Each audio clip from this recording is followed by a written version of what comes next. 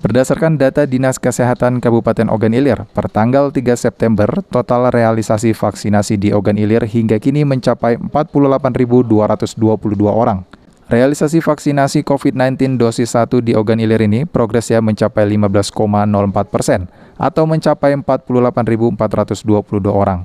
Sedangkan dosis kedua mencapai 25.027 orang.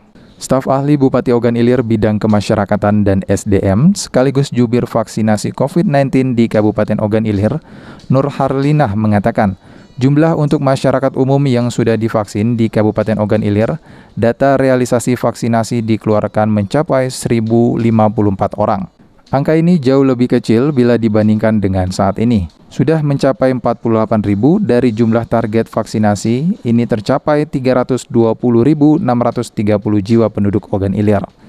Untuk lokasi vaksinasi disiapkan di 25 puskesmas RSUD Ogan Ilir, Poliklinik Polres Ogan Ilir, dan Klinik Unsri.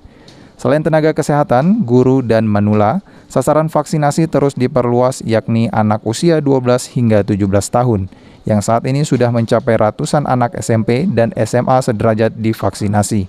Ahmad Romawi, PAL TV.